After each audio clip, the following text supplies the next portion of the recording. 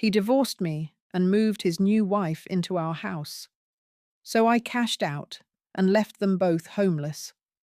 I still remember the day I found out he had remarried, not because it came with any ceremony or courtesy, but because I walked into what used to be my own living room and saw a silk robe draped over the back of the couch, a shade of lavender I would never wear, and certainly not the size that would ever fit me.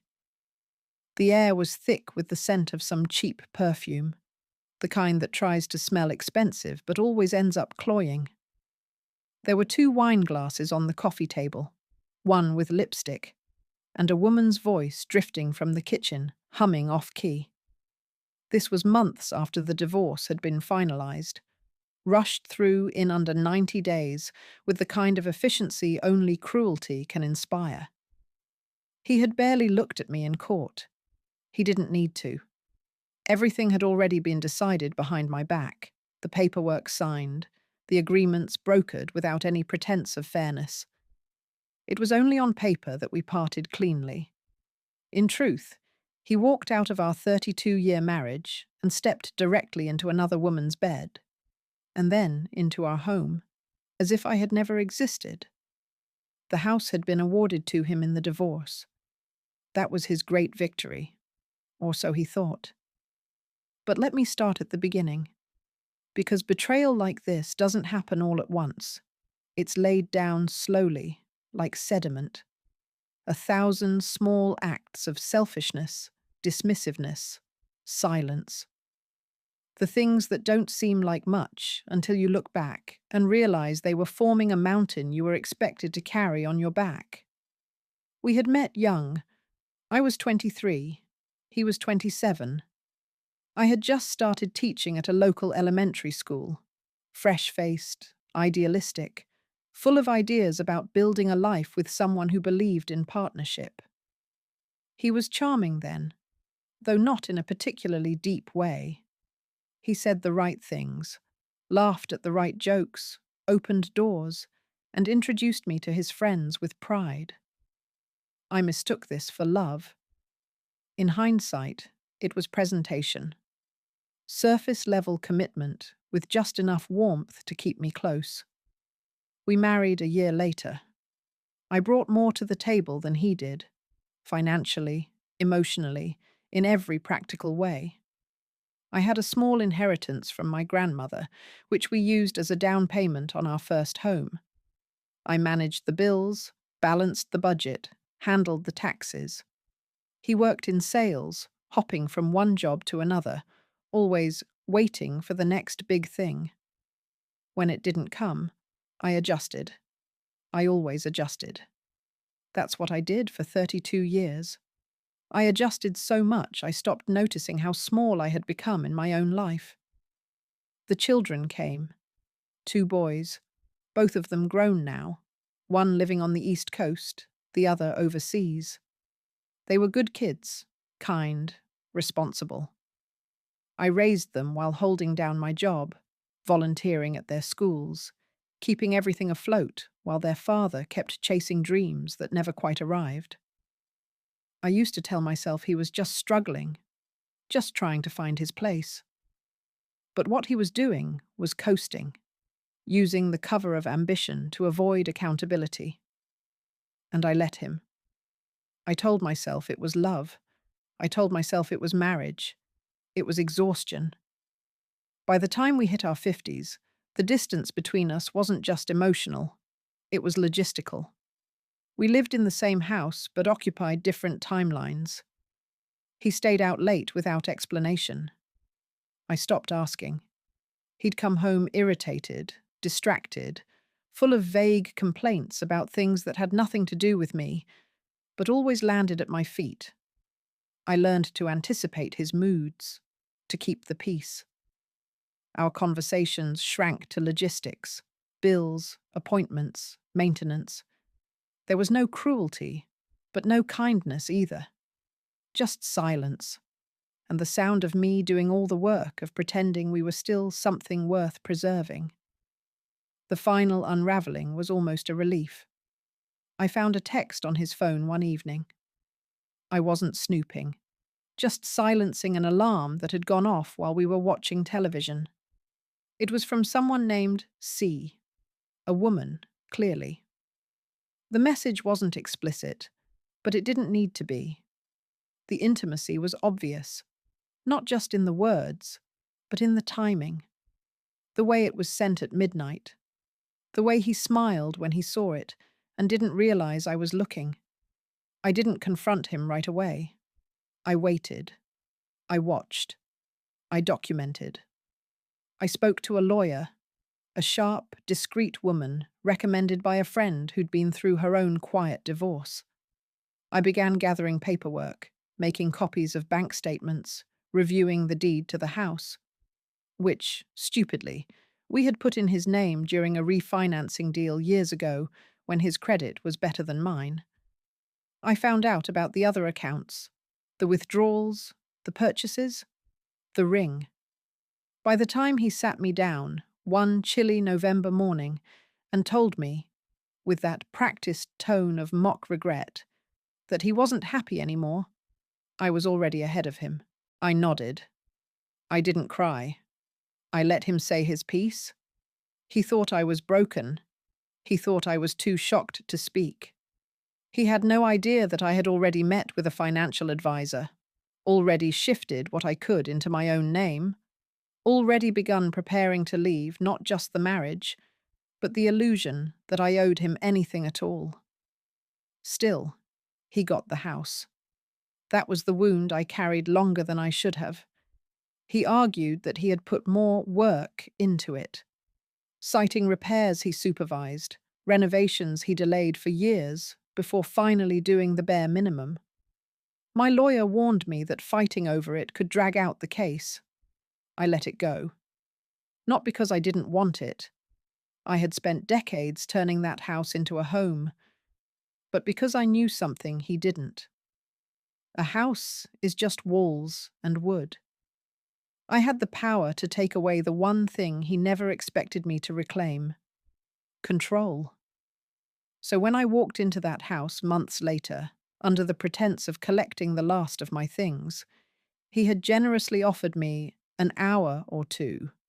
How kind. And saw her robe, her wine glass, her perfume bottle like she'd been living there for years instead of weeks. Something shifted in me. He hadn't just replaced me. He had erased me. And I was done playing the quiet one, leaving that house for the last time, at least as someone allowed through the front door. I didn't slam the door or make a scene. I didn't even give him the satisfaction of knowing I had seen the robe, the glasses, the trail of arrogance his new wife had left like breadcrumbs through what used to be my space. I walked out with a single box of things I didn't really want, but had taken just to make it look like I still cared. I let him believe he had won. What he didn't know was that I had spent the last 3 months assembling something far more valuable than furniture or keepsakes. I had assembled leverage. He was careless. He always had been. And in the weeks following our divorce, as he rushed to fold this new woman into a life he hadn't even finished dismantling, he left traces: digital, financial, legal. He updated nothing. His mortgage still carried the same insurance policies we'd agreed to years earlier. The utilities remained in my name because he hadn't gotten around to it. The joint savings account, though mostly drained, still received automatic deposits from one of his smaller investments, a relic from a project I had helped him launch years ago. And the house, that house, though it was technically his now, sat on a piece of land I had once partially inherited from my aunt. That easement, never formally reclassified, still had a binding clause. If the property was ever materially altered without permission from the original co-signers, ownership could be challenged. A technicality, sure, but I had a copy, and a lawyer, and time. At first, I didn't want to do anything. I truly didn't. I wanted to move on with grace, to rebuild my life in quiet strength, and leave him to rot in his own selfishness. But then came the messages. It started with a group photo one of our old friends shared on social media. Him, his new bride, standing proudly in front of my hydrangeas, the ones I'd planted 20 years ago. Her hand rested on the porch rail I had painted 3 summers in a row, her mouth wide with laughter, like she belonged there. The caption read, "Cheers to the happy couple and their gorgeous home. Gorgeous home. My home." Then came the card, handwritten in an unfamiliar cursive, signed Mr. and Mrs., his last name, thanking a mutual friend for the lovely anniversary wine with a smug note. "Can't believe it's already 6 months. The house has never felt more like ours." That did it. I didn't want revenge. I wanted restoration. I wanted them to know that what they had taken wasn't just property. It was history. It was dignity. It was 3 decades of invisible labor, hosting holidays, scrubbing floors, patching roof leaks when he claimed he was too busy, stretching meals to make the budget work while he gambled with new business ideas. And now, she got to live in the house I had made a home, without earning a minute of it. So I hired a new attorney, one with teeth. I handed her everything: the insurance loopholes, the unclosed utility accounts, the easement clause, the residual bank activity. She nodded slowly as she took notes, then looked at me with a small smile. "We'll move quietly," she said, "but we'll move completely." It started with a notice to the County Property Board, triggering a formal review of the easement agreement. From there, we layered in the utilities, filing claims that he was operating under false ownership identifiers. Next came the insurance, a request to audit the current liability coverage given the unresolved asset overlaps. Each step was legal. Each step was technical. Each step was his oversight. He had moved too fast, too arrogantly, assuming I would disappear into silence. I didn't. Meanwhile, I found a small rental on the other side of town, a modest 2-bedroom with creaky floors and terrible wallpaper, but it was mine. I stripped it down. I painted every surface. I planted a few herbs in chipped ceramic pots on the windowsill. I slept on a borrowed mattress for a while, cooked on a stove that hissed every time I turned it on, and let myself feel, for the first time in years, completely unsupervised. It was liberating. At night, I walked. Just me, the streetlights, and the sound of my own breath. I wasn't afraid. I wasn't ashamed. I was planning. He didn't respond to the first letter from the board. He probably didn't read it. He likely assumed it was junk. By the time the second notice arrived, one that included a formal request for hearing, his new wife had posted photos online from what appeared to be a redecorated living room. New furniture, new drapes, a massive renovation to the kitchen backsplash. Violation, violation, violation. When the hearing date was set, my lawyer advised me to remain quiet. We had the documents, the photos, the unchanged records. We had a case. And more importantly, we had timing. Because you see, they had taken out a second mortgage. He needed the cash, apparently. That new lifestyle didn't fund itself. And he'd secured the loan against a property whose title had now entered dispute. When the board froze the deed pending resolution, the bank panicked. They suspended his credit line. They froze the disbursement. He tried to contest it, tried to act outraged. Called me. Once. I didn't answer. Instead, I kept moving. I applied for a teaching position at a small community centre, just a few hours a week, tutoring adult learners. Not because I needed the money, but because I needed to remember that I was more than someone's ex-wife. I also started writing. Not a book, not yet. Just notes. Thoughts. Observations. Sentences that helped me shape the experience in my own language. There's something powerful about naming things, about claiming your version of the story. And through it all, I waited, because I knew what was coming. I knew what they didn't. The hearing wasn't public. It was a quiet, bureaucratic procedure conducted over a conference table in a neutral government building with faded carpet and humming fluorescent lights. My lawyer and I arrived early. She wore a dark blazer and carried a single folder, not thick, not dramatic, but precise. I wore navy slacks and a cream blouse, nothing flashy, but ironed to a fault. I didn't need to look like a woman scorned. I needed to look like a woman who was about to win. He arrived late. Not dramatically, not in a frenzy, just carelessly, as always.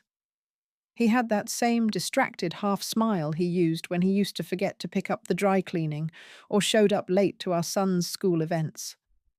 He looked older than I remembered. Thinner, somehow, and not in the healthy way. There was a weariness to his face, but still that unmistakable arrogance that had once made me doubt my own instincts, the assumption that charm could outlast consequence. He didn't look at me when he sat down, didn't acknowledge me at all. His lawyer, who was clearly less prepared than mine, shuffled a few papers and tried to open with a statement that sounded confident. Something about rights of occupancy and intent of ownership. But the moment the board member held up a copy of the original easement clause, my name still listed as a conditional co-signatory, I saw it. That flicker in his eyes, the one that meant he finally understood. He had underestimated me.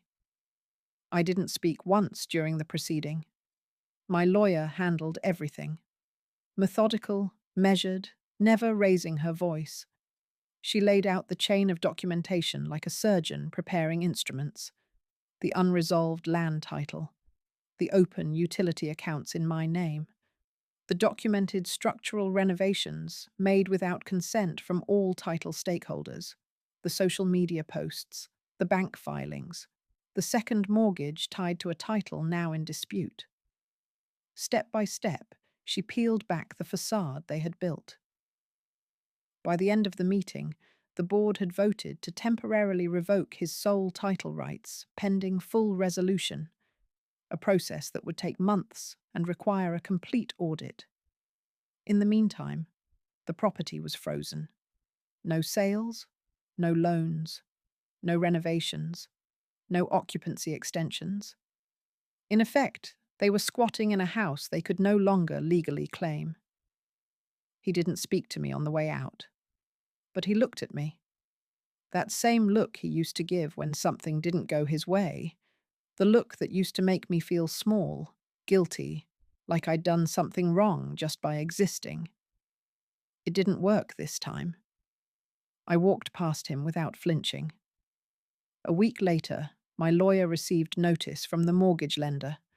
Because of the title freeze, his new loan had been defaulted. The bank, no longer confident in the collateral, demanded repayment in full. He didn't have it.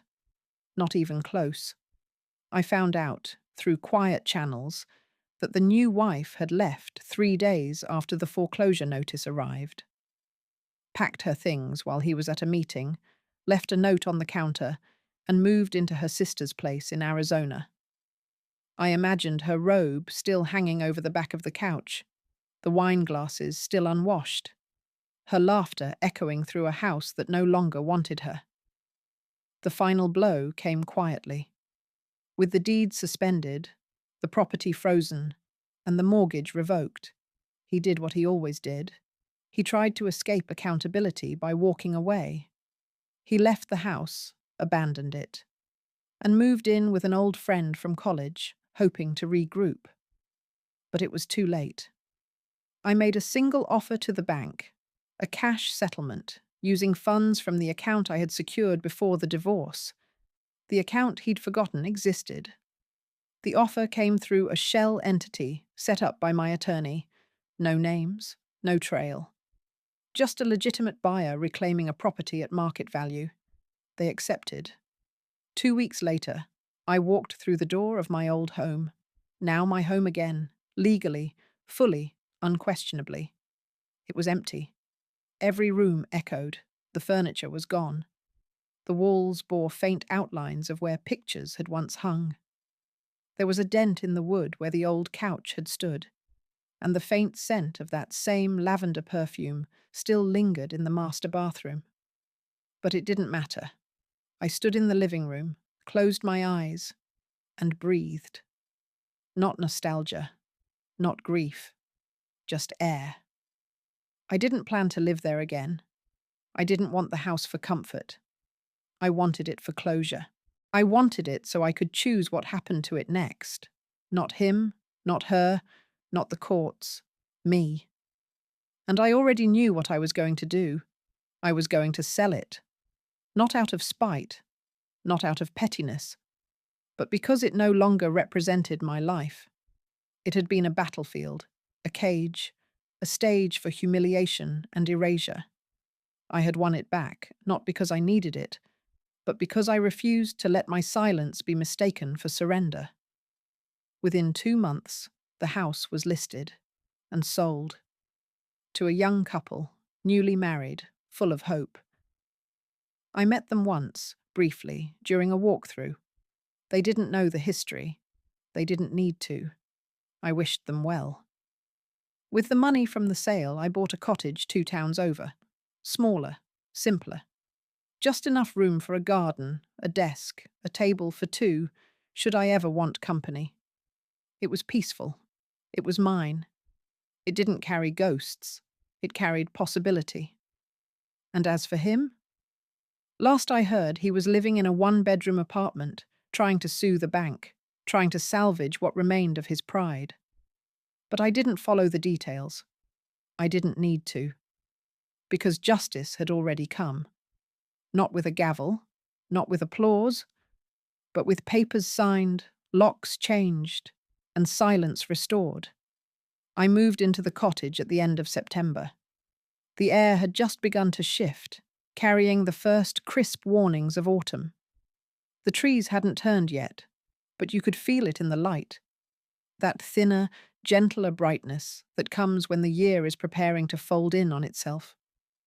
The day I carried the last box inside, I stood at the threshold for a long moment, listening. No sounds, no memories, no ghosts. Just quiet. The house was small. 2 bedrooms, 1 bath, a kitchen just large enough for a round table and 2 chairs. The windows were old, but intact, and there was a tiny screened-in porch that looked out over a narrow strip of woods. It was nothing like the house I had shared with him for so many years. And that was the point. For the first time in decades, every object inside the house belonged to me. Not because I bought it, but because I chose it. No compromises, no shared aesthetics. I painted the walls in warm tones, sage in the kitchen, soft grey in the bedroom. I hung photos I had taken myself. Sunlit paths, ocean waves, close-ups of flowers from my long walks. Nothing reminded me of him, not even the silence. That silence, once so sharp and echoing, had softened into something else. A kind of presence, almost. It greeted me in the mornings and settled with me in the evenings, never pressing, never withdrawing. It became, in a way, a witness to my days. I had spent so long filling space with sound, thinking it was a defense against emptiness. Now I understood. Silence wasn't the absence of life. It was the evidence of peace. I began to build a routine. I'd wake early, before the sun crested the trees, and make coffee while the world was still blue with shadow. I'd sit on the porch with a blanket and listen to birds wake the morning. I started keeping a journal again, not the frantic kind filled with grief or outrage, but something quieter. Observations, reflections, a sentence or 2 about the weather, or a line I heard on the radio that made me pause.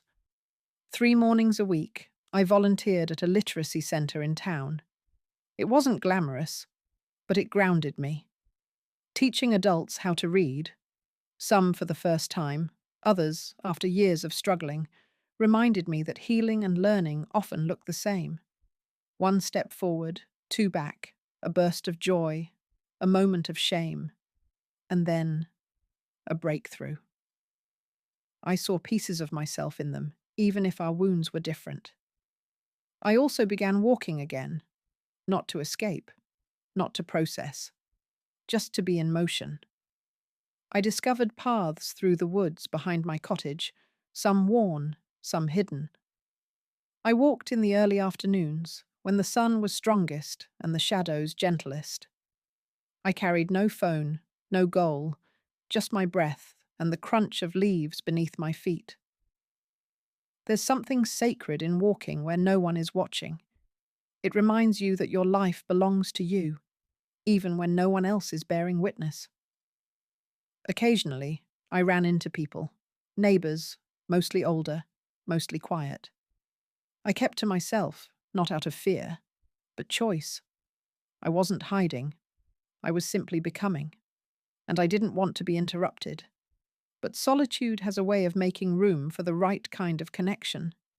It was on one of those afternoon walks that I met Elsie. She was in her 70s, round-faced and sharp-eyed, standing in her garden pulling weeds with a scowl that reminded me of my mother. I admired her irises, and she waved me over like we'd known each other for years. "You rent that old Thomas place?" she asked, not looking up from her roots. "I own it now," I replied. That got her attention. She straightened, wiped her hands on her pants, and studied me. "Good. That place needs a woman who knows what she's doing." We became friends in the slow, natural way older women often do, through errands, favors, and quiet understanding. She brought me soup when I had a cold. I helped her carry mulch from her truck. We didn't talk much about the past. We didn't need to. But every now and then, she'd glance at me in a way that said she saw more than I was saying. I didn't mind. One day, as we sat on her porch drinking tea, she said, "You're not running from anything, are you?" "No," I said, without hesitation. "I ran, but I already arrived." She nodded. "Good. Just make sure you don't stop growing now that you're standing still." That sentence stayed with me, because she was right. I had spent the last 2 years reclaiming my name, my space, my voice. But now, I needed to live beyond that, not just in reaction to what had happened, but in pursuit of what could happen next. So I began to say yes, to book clubs, to potlucks, to dinners with strangers. I didn't always enjoy them, but I let them stretch me. I let new stories in. I let myself be known, not as a woman who had been left, but as a woman who had chosen what followed. And gradually, the past began to shrink, not disappear. That's not how real pain works. But soften, fade, move aside. I still received the occasional update about him, mutual acquaintances, whispers of legal troubles, rumors of bankruptcy. I listened, nodded politely, and moved on. His story no longer concerned me. It was no longer entwined with mine. He had built a life on shortcuts and spectacle. I was building one on roots. And though mine took longer and grew slower, they held. Autumn settled over the town like a soft quilt, slow, inevitable, and entirely indifferent to anyone's readiness. The leaves turned with deliberate patience, their colours bleeding into gold, russet, and burnt orange, carpeting the streets and sidewalks with a kind of deliberate beauty that felt almost ceremonial. I found myself walking longer now, not just through the woods, but through town, watching porches dress themselves in pumpkins and old flannel blankets, as if the houses, too, were preparing to exhale. My life had settled into something I hadn't felt in decades, rhythm without urgency. There was no one to impress, no one to appease, no calendar brimming with obligation. I moved through my days deliberately, not slowly, but attentively. I had begun to notice things again. The small tilt of light in the early evening, the slight lean of a tree I passed every morning, the way the air carried memory if you stood still long enough to hear it. I kept volunteering at the literacy centre, my time with the students becoming more than a civic habit. It became, unexpectedly, a space of connection. There was one woman, Gloria, nearly 70, who had come to the program embarrassed, shoulders hunched, voice barely audible. She had raised 5 children, worked 3 jobs, and yet had never learned to read beyond a second-grade level. Her shame was vast, but her determination was wider. Each week, we read aloud together. Simple sentences, stories about gardens, rain, family. The first time she read an entire paragraph without stumbling, she looked at me with eyes so full it made my throat close. "I never thought I could do this," she whispered. And I answered, not as a teacher, but as a woman who knew what it meant to begin again. "You didn't need to do it sooner. You only needed to do it now." I often thought about the irony that in helping her find her voice, I was reclaiming my own. Not through words exactly, but through presence, through choice. I also began writing in earnest, not just private reflections, but small essays, fragments of thought that I shared with a writing group that met once a month in the back room of the local library. We were an odd bunch, retirees, quiet 30-somethings, a widower who wrote only about birds, a single mother with a gift for sharp, poetic lines. No one knew my full story. I never felt the need to recount it. I was known not as a woman who had been left, but as a writer. That was enough. It was during one of those evenings that I met Thomas. He was in his late 60s, maybe 70, wiry, understated and watchful. He wrote travel pieces, not glamorous accounts of luxury, but modest, reflective notes from road trips and county fairs. There was something clean about his presence, something undecorated. He didn't posture, didn't dominate, didn't rush to fill silences. He arrived early, stayed late, and always left his coffee cup rinsed and upside down on the counter. He began asking me questions, not the kind that pry, but the kind that make space. Questions like, "What made you choose this place?" Or, "Do you ever miss who you used to be?" We spoke after group meetings, sometimes walking to our cars in the dusky parking lot, other times sitting on the library steps, letting our conversations drift into quiet. One evening, after I read a short piece about my garden, a simple reflection, nothing revealing, he turned to me and said, "You write like someone who has been through the fire, but didn't let it take her face." I didn't answer right away. Instead, I looked at him carefully. "Did it take yours?" I asked. He gave the smallest smile. "Almost." That was the beginning of something. Not romance, not yet. But recognition. 2 people who had known ruin and chosen to plant anyway. Not to cover the damage, but to honor it. To let it become part of the landscape without being the only feature. We began to meet outside of the group, casual at first. Coffee at the small shop near the post office. A local lecture on memoir writing. Walks through the Saturday farmers market. He never rushed. Never implied anything beyond company. I found that I liked the space he left around things, the way he asked, and then let silence answer. Once, he asked if I believed in starting over. I considered the question for a long time. "No," I said finally. "I don't think we start over. I think we continue. Differently. But never from scratch." He nodded. "That's better, anyway. There's weight in a continuation. History. Texture."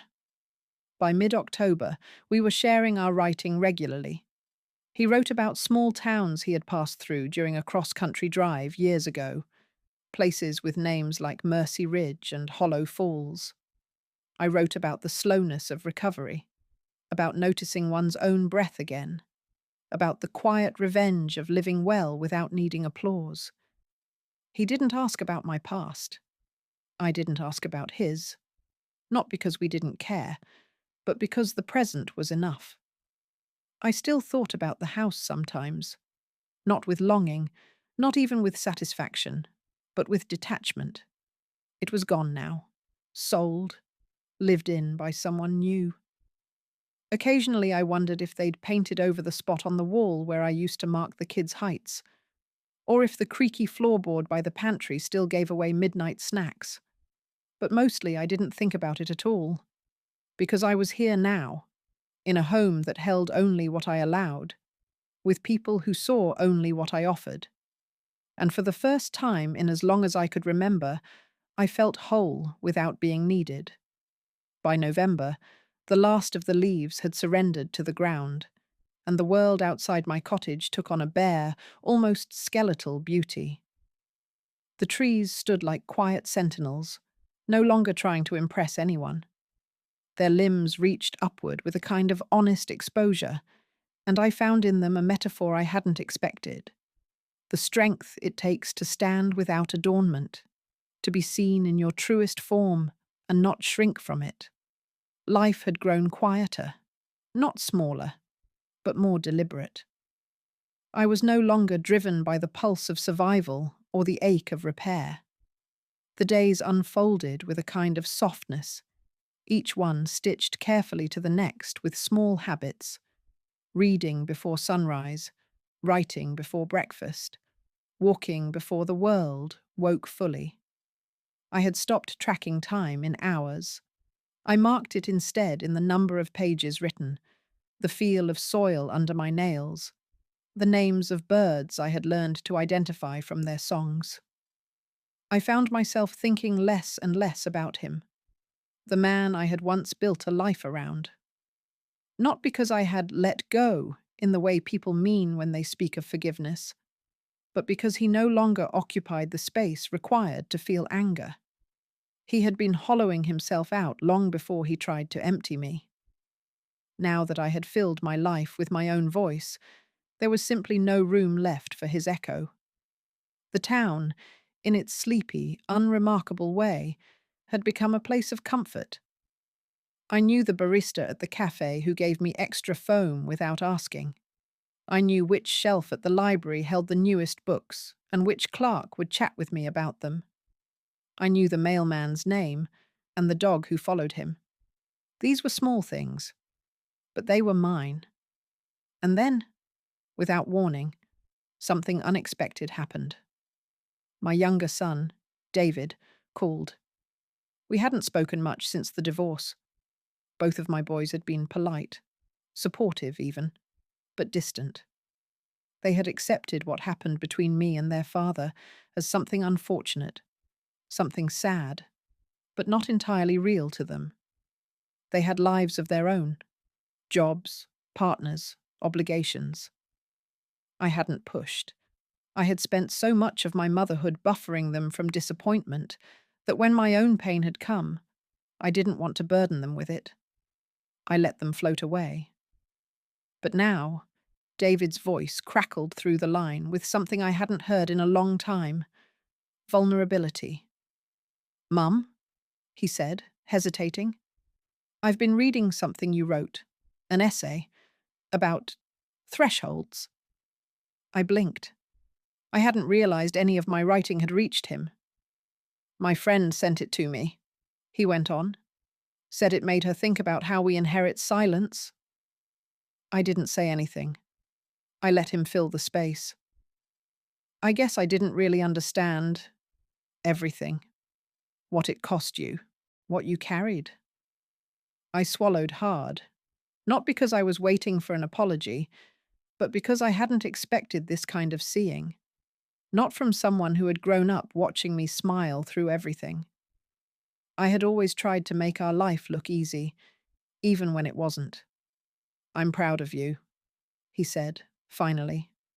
That night, I cried, not from grief, and not even from joy, but from the strange, soft ache of being acknowledged, really acknowledged, by someone you raised. Someone who finally saw that you weren't just a backdrop to their story, but a person with one of your own. It shifted something. A few weeks later, he came to visit. Alone. We sat on the porch, the same porch where I drank my morning tea and wrote my little sentences, and we talked like two adults meeting for the first time. Not mother and son, not burden and protector, just people. I told him only what he asked to know. He didn't pry. He didn't recoil. He listened. When he left, he hugged me tightly, the way he hadn't since he was a teenager. I held on just a little longer than I meant to. After he left, I realized something. I had spent so much time rebuilding the external pieces of my life, my finances, my home, my routine, that I had forgotten how much I still needed to be witnessed, not pitied, not praised, just seen. That's what made Thomas different too. He never tried to fix anything, never asked me to smile. He simply stayed present. And in that presence, I began to rediscover parts of myself I hadn't realized I'd put away. Small pieces of laughter, curiosity, the old habit of humming while I stirred soup. We were walking one day, late in the afternoon, the kind of light that looks like it was brushed across the trees by hand, when he reached for my hand without asking. It wasn't romantic, not exactly. It was recognition that we were here, alive, still reaching. I didn't pull away. I didn't plan anything beyond that. For now, it was enough. I was no longer someone trying to get her life back. I was someone living a life she had created. And that was the real justice. December arrived wrapped in grey skies and soft winds that carried the smell of wood smoke and damp soil. The days shortened with a kind of quiet discipline. And though darkness came early, it no longer brought a sense of ending. It brought pause. The rhythm of winter suited me more than I expected, not because it demanded less, but because it gave permission to stay still without guilt. My little house felt warmer than it had the year before, not just from the fire or the layers of wool blankets I had piled on every chair, but from the life that now echoed gently through it. My son David called more often. We didn't always speak about anything important. Sometimes he told me about a meal he'd cooked, or a movie he wanted me to see, or something small that made him think of me. There was no ceremony to it, no sense of obligation. He wasn't calling to check on me. He was calling because he wanted to hear my voice. And that, after years of careful distance, meant more than I let on. His brother, Michael, was slower to reappear, still distant on the surface, but I had learned not to measure love by proximity. Sometimes it took people longer to understand where they had failed you, not because they didn't care, but because they were still sorting out the limits of their own courage. I sent them each a small package for Christmas, books I thought they'd enjoy, a handwritten note folded inside. I didn't write anything emotional. I didn't mention the past. I simply wrote what I believed they needed to hear, that I was well, and that I had become someone worth knowing again, not just someone worth remembering. Around the holidays, Thomas invited me to a concert in town. A string quartet playing in an old church with bad lighting and perfect acoustics. The space was cold, the pews uncomfortable, but the music was sharp and living. We didn't speak during the performance. He didn't reach for my hand. We sat side by side, coats still on, letting the sound move through us. Afterwards, he walked me to my car and opened the door without saying anything. I paused before stepping in, and he looked at me as though waiting not for permission, but for truth. It had been a long time since I had felt that someone was seeing me not through the lens of what I had endured, but for what I had grown into. I saw no desire to possess, only the desire to remain near. That, I had come to believe, was the only form of closeness worth keeping. That winter, I wrote more than I ever had. I woke before dawn and wrote by lamplight, the page warming beneath my hand as the rest of the house lay quiet. My stories were no longer focused on grief or reclamation. They were about texture, detail, the small things that shape a day, the way light moves across a room, the sound of boots on icy gravel, the smell of coffee mixing with snow through an open window. I submitted a few pieces to local magazines under a pseudonym. One was accepted, then another. I didn't frame the acceptance letters. I didn't even mention them to anyone right away. But I kept them in a drawer beside my bed, not as trophies, but as reminders that something still moved inside me. Something original, something mine. As the snow came heavier in January, I found myself reflecting less on what I had escaped and more on what I had chosen. In the early days after the divorce, everything had felt like a reaction, a defense, a strategy, a recovery. But now, the life I lived wasn't shaped by what he had taken. It was shaped by what I had decided to grow in the space he left behind. That difference mattered. It meant I had become the author of my days again, not just their survivor. I kept volunteering. I kept walking. I planted bulbs in little pots near the windowsill, even though they wouldn't bloom for months. I made soup and froze half. I said yes to dinners with neighbours and learned how to politely end conversations when I'd had enough. I found my edges again, not harsh ones, but real ones. I no longer said yes when I meant no. I no longer explained myself to make other people more comfortable. And I no longer dreamed of the house we once shared. That part of my life had dissolved into something weightless. If it crossed my mind now, it was only as background, a place I once stood before moving forward. I hadn't just lost that house. I had let it go, along with the version of me who stayed too long, gave too much, and mistook loyalty for love. What I had now wasn't dramatic. It wasn't glamorous, but it was steady. And after all the years I had spent bending, shrinking, accommodating, steadiness felt like a miracle. By February, the world outside had quieted into a kind of patient stillness. Snow blanketed everything with a softness that muted even the smallest sounds. The cottage, which had once seemed too quiet in the evenings, had become a place of warmth and ritual. I had learned the creaks in the floorboards, the draft behind the pantry, the best way to stack firewood so it lasted longer through the night. These were not just domestic habits. They were acts of presence, the deliberate making of a life I had chosen without needing anyone's permission. Thomas and I saw each other more often now, though neither of us ever spoke in terms of what we were. There was no pressure to define. We met for lunch or walked after a snowfall, read each other's writing, sometimes sitting in the same room for hours without saying much. His company never intruded. It accompanied. He seemed to understand that I had not come through fire just to hand over the matches again. I didn't want to be consumed by anyone else's flame, no matter how gentle it might seem. One evening, as we sat reading in his kitchen, a warm, cluttered space filled with the smells of onion and rosemary, he asked if I ever thought about leaving town. I paused, not because I hadn't thought about it, but because I had, and it no longer carried the urgency it once had. There had been a time, not so long ago, when I believed healing meant starting over somewhere new, far from memories. But what I had come to understand was that freedom wasn't about geography.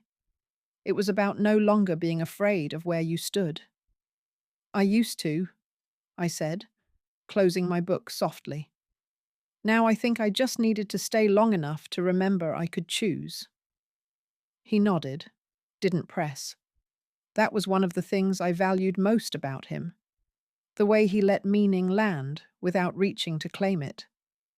Later that week, I visited the cabin one last time, the one I'd fought for, legally and emotionally, only to realize I didn't need to keep it forever. I hadn't told anyone I planned to go. I packed a small bag, drove through the back roads, arrived just before sunset. The place stood just as I remembered, sturdy, slightly too quiet, nestled in woods that had begun to thaw beneath the early promise of spring.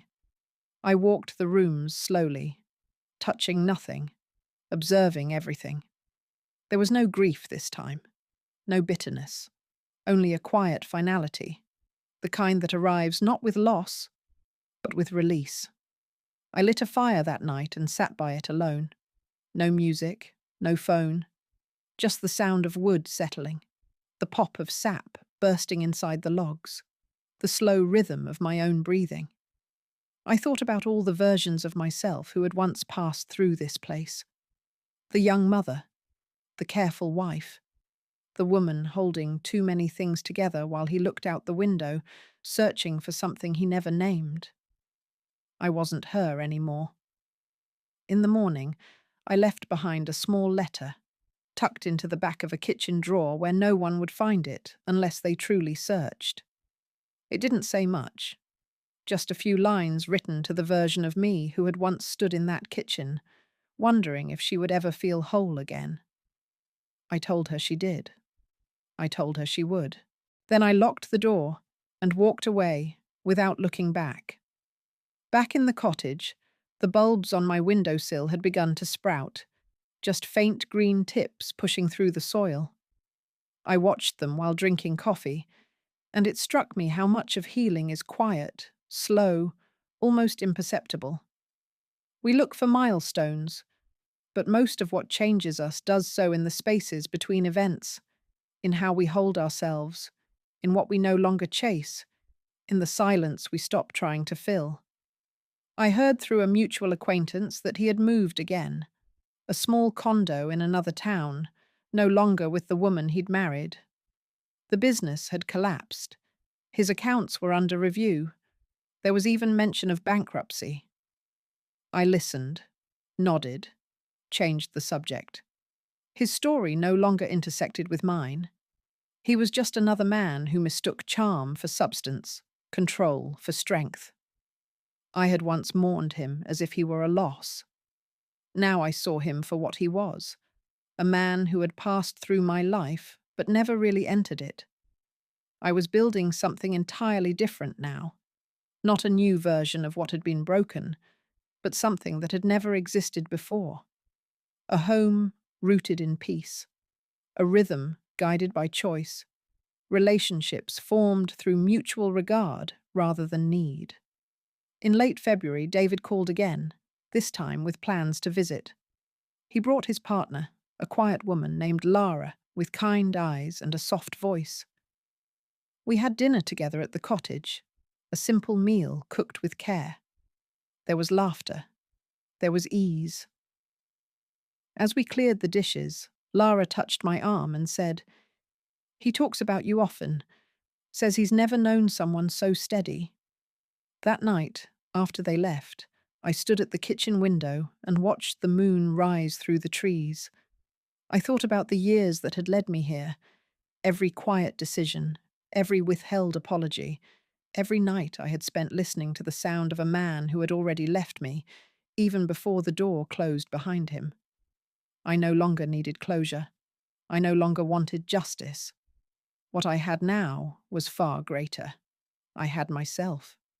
And she, at last, was enough. By the time March unfurled its first warm breath across the hills, the snow had all but vanished. What remained were the soft, dark patches of thawed ground and the sharp green shoots of life returning without permission. The garden around my cottage had begun to pulse again, quietly at first. buds thickening on bare branches, small curls of ivy reclaiming the stones. I stepped outside barefoot one morning, still in my robe, and pressed my heel into the damp earth. It welcomed me like something that had been waiting. There was a rhythm to my days now that felt less like survival and more like music.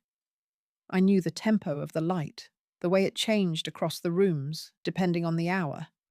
I knew when the wind would come down hardest from the ridge, how to stack the logs in the stove so they caught without smoke. I had not merely built a life, I had tuned myself to it. My writing had deepened, though I no longer wrote from pain. I wrote from presence, from the act of noticing, of staying, of reflecting without turning inward too sharply. Some of the pieces were being picked up by small journals, and I had received a quiet invitation to read at a regional literary event that spring. I almost said no. Then I remembered how many years I had spent silencing myself to make others more comfortable. I accepted the invitation. Thomas came with me. He didn't sit in the front row or bring flowers. He waited by the door, quietly, hands in the pockets of his coat, a small nod when I took the stage. I read a piece about naming, about how we name the people we lose, the versions of ourselves we shed, the places that no longer carry our scent. It wasn't dramatic. It didn't end with triumph. It ended with silence. When it was over, the room clapped softly, politely. A few people asked to speak with me. Thomas waited outside until they were done, then walked with me to the car. We didn't talk about the reading. We didn't need to. There are some moments that gain meaning not through analysis, but through stillness. That night, I stood in front of the mirror before bed and caught my own gaze for longer than usual. There was something steady in it, not proud, not victorious, just whole. I thought about how many years I had avoided looking too long at myself, afraid of what might stare back. The lines, the disappointments, the residue of compromise. But now, all I saw was a woman who had come through something and hadn't hardened, who had lost and chosen not to be lost, who had discovered that the real miracle isn't in being saved, it's in refusing to disappear. In April, I decided to repaint the cottage. Not out of necessity, but to mark something. Not a new beginning. I no longer believed in those, but a continuation, a widening. I chose a colour that reminded me of dusk. Soft blue-grey with a hint of lavender, the kind of colour that shifts depending on the light. I painted it myself, slowly, over several weekends, layer by layer. Neighbours offered to help. I declined, kindly. I needed to do this one thing entirely on my own. Every brushstroke felt like a declaration. I am here. I remain. I decide. One evening, while cleaning up, I noticed Thomas standing by the garden gate, hands folded behind his back. He didn't call out. He waited until I saw him. "You're changing things," he said. "I am. Not just the house." "No," I said. "Not just the house." He walked with me to the porch, and we sat there as the last of the light folded itself behind the trees. He didn't reach for my hand. I didn't offer it. We just sat. Two people who had arrived at a kind of peace that wasn't loud enough to celebrate, but too true to ignore. That night, as I lay in bed with the windows open, the wind lifted the scent of the garden into the room. I thought about what justice had looked like for me. Not courtrooms, not revenge, not even winning back the house. Justice had come softly, almost invisibly, through the quiet reclaiming of my time, my space, my voice. Through days where I no longer flinched at memories. Through mornings where I no longer waited for anyone's absence. I had once believed I needed someone to give me back what had been taken. But what I had learned was that I never needed anyone to give me anything. I needed only to stop waiting. And when I did, the life I built for myself rose to meet me like dawn. By the time summer pressed its weight into the hills and fields, the rhythms of my life had become so seamless that I often forgot how hard won they were. I would wake in the early hours, the air already soft with heat, and sit on the porch with my coffee as the light broke through the trees. There was a clarity to the mornings that I hadn't known in decades, not just in the sky, but in my chest, in the way I breathed without bracing for someone else's needs. The house stood quietly behind me, weathered now with a softness that only time and attention can create. I had stripped it of everything unnecessary, every leftover trace of someone else's habits, every echo of silence that had once made me feel invisible. What remained were the things I had chosen: the pale ceramic bowl I had found at a roadside market, the books stacked in uneven piles by the bed, the old desk I had refinished myself with trembling hands and a slow, growing sense of purpose. Thomas came and went as he pleased. We had never made a decision about us, and we didn't need to. He brought me coffee sometimes, or we went to a film together, or he sat quietly beside me while I wrote. There was never a sense of waiting, never the question of next steps. The absence of expectation became its own kind of closeness. He didn't ask me for anything I wasn't ready to give. That was how I knew I was finally free. One Sunday afternoon, while sorting through some old folders in the back of a cabinet, I came across a small stack of letters I had written to myself in the months after the divorce. Letters I had meant to destroy, but never quite could. They were written in a trembling hand, with a voice that still didn't trust itself. In them, I had asked questions I now realized had already been answered. Will I ever stop feeling like a shadow? Will I ever stop apologizing for things I didn't break? Will I ever be more than the woman he walked away from? I sat with them for a long time, not out of sadness, but out of tenderness for the woman who had written them. She hadn't known she would survive. She hadn't known she would rebuild without permission, but she had. And now, she was someone else entirely. Someone who no longer needed to write letters to be believed. I burned them that evening in the fire pit, one by one, watching the pages curl and blacken. It didn't feel like erasing anything. It felt like a burial, not of pain, but of fear. I thought, too, of the old house. It had sold again recently, and a young couple had moved in. I passed by once on the way back from the farmer's market. There were toys on the lawn, a new mailbox, a dog barking at the window. I felt no urge to stop, no sting in my chest. It was someone else's beginning now, and I had no business clinging to a place I had already left behind in every way that mattered. There was no more him, no more waiting for answers that would never come, no more reading between silences for apologies he was never capable of giving. His absence no longer defined my life. It simply freed it. Even my sons, who had once watched from the periphery with cautious uncertainty, had returned slowly into the orbit of my world.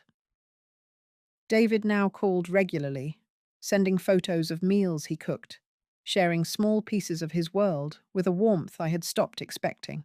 Michael, quieter still, wrote letters instead.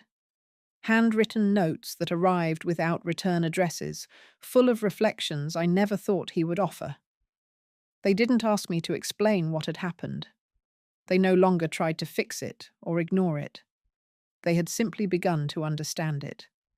And that was enough. The cottage had grown around me like a second skin. It no longer felt like something I had built. It felt like something that had always been waiting for me to claim it. The garden bloomed in wild, asymmetrical bursts. The herbs by the kitchen window had grown dense and fragrant. I cooked more often now, for no one but myself, and sometimes for Thomas. I found that food tasted different when prepared without resentment, sweeter somehow, more honest. I was not the same woman who had once been left behind in her own home, watching someone else take up space where her presence had been erased. That woman had been brave in ways no one had seen, quietly, steadily, without ceremony. But the woman I had become didn't need bravery anymore. She needed only stillness, ownership, breath. People ask sometimes when they hear the story, those who catch whispers of it through my writing or from the edges of small-town conversations, if I ever wanted revenge, if I ever wished I could go back, say something more, do something louder. I don't. Because justice, I've learned, isn't always something that happens in courtrooms or in arguments won. Sometimes, justice is the life you build in the silence that follows. It's the home where no one raises their voice. It's the morning where no one makes you shrink. It's the conversation that doesn't end in apology. It's the meal cooked just for joy. It's the man who waits at the edge of your life, not to take, not to claim, but to walk beside you when you decide the path is wide enough for two. And it's the voice inside you, quiet, steady, certain, that says, I am here, I am whole, I remain. That voice, at last, is mine, and I trust it.